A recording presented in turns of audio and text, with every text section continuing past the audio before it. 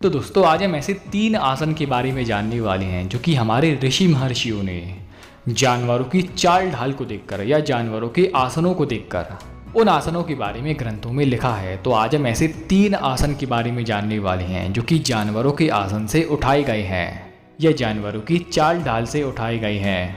तो इसी तरह से ही स्वास्थ्य की देखभाल के लिए महर्षि पतंजलि ने कुछ ऐसे योग सूत्र दिए हैं जिसमें उन्होंने व्यक्ति को अलग अलग योग या अलग अलग आसनों का अभ्यास करने को बताया है। जैसा कि आपको पता है कि जो घोड़ा होता है और वह मल त्याग करता है, तो मल त्याग करते समय वह अपनी गूदा इंद्रियों को, आपने देखा होगा कि वह अपनी गूदा इंद्रियों को अंदर बाहर सिकोड़ता है। और इसी चीज़ को ही हमारे ऋषि महर्षियों ने जाना और पहचाना और इसको एक नाम दे दिया अश्विनी मुद्रा, जो कि मनुष्य जाति के लिए एक बहुत ही उपयोगी मुद्रा है। इसमें भी हमें गूदा इंद्रियों को ऊपर सिकोड़ना होता है और नीचे ढीला छोड़ देना होता है। इससे व्यक्ति को कब्ज की समस्या नहीं होती, उसका पाचन तंत्र हमेशा दुरुस्त रहता है। इससे व्यक्ति के चेहरे पर ग्लो आता है, वीर्य की उदर्भ गति होती है, यानी कि वीर्य ऊपर की ओर उठता है। और जाने तो इस मुद्रा का अभ्यास करने से व्यक्ति की ध्यान करने की शक्ति बढ़ती है, उसका मन उसके वश में रहता है। और इसी तरह से अश्विनी मुद्रा का अभ्यास करने के अलग अलग फायदे होते हैं। अब आगे बढ़ते हुए जानते हैं दूसरी मुद्रा के बारे में, अगली मुद्रा। और यह जो मुद्रा ली गई है, यह ली गई है मुर्गे से। मुर्गा को आपने देखा होगा कि वह नीचे झुकता है, वह अपने मुख को बार बार नीचे झुकाता है।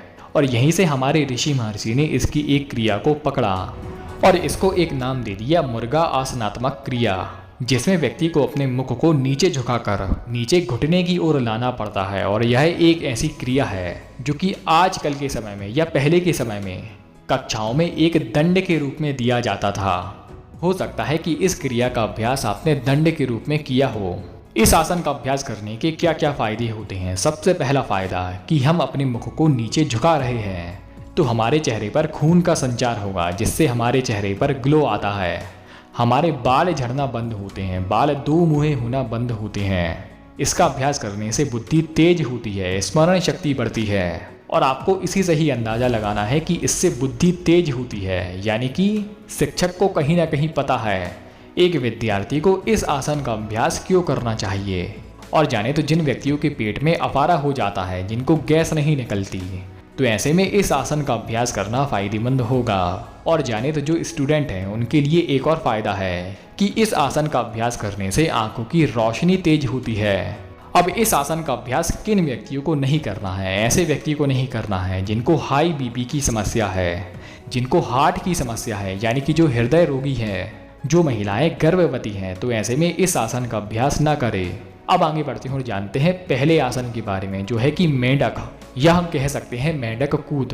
यह कोई आसन नहीं है, यह एक क्रिया है। यानी कि आपको मेंढक को देखना है कि वह कैसे कूदता है या कैसे चलता है। ठीक यही स्थिति आपको जाननी है, पहचाननी है, यानी कि मेंढक के जैसे चलना है। इसका अभ्यास करने से हमारे शरीर में क्या फ़ायदे होते हैं। सबसे पहला फ़ायदा कि इसका अभ्यास करने से हमें खुशी मिलती है, प्रसन्नता मिलती है। इसका अभ्यास करने से हमारे शरीर के हर एक अंग में खून का संचार तेजी से होने लगता है, हमारे शरीर की हर एक नस नाड़ियाँ खुल जाती हैं।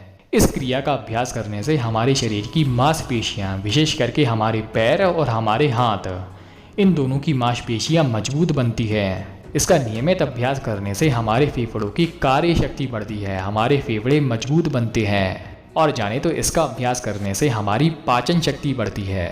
अब विशेष करके जो महिलाएं गर्भवती हैं या जिन व्यक्तियों का पीछे पीठ का ऑपरेशन हुआ है, तो ऐसे में वह व्यक्ति इस क्रिया का अभ्यास ना करे। तो दोस्तों उम्मीद करता हूँ कि आपको यह वीडियो पसंद आई होगी। आपने वीडियो यहाँ तक देखी, आपका बहुत बहुत आभार, धन्यवाद।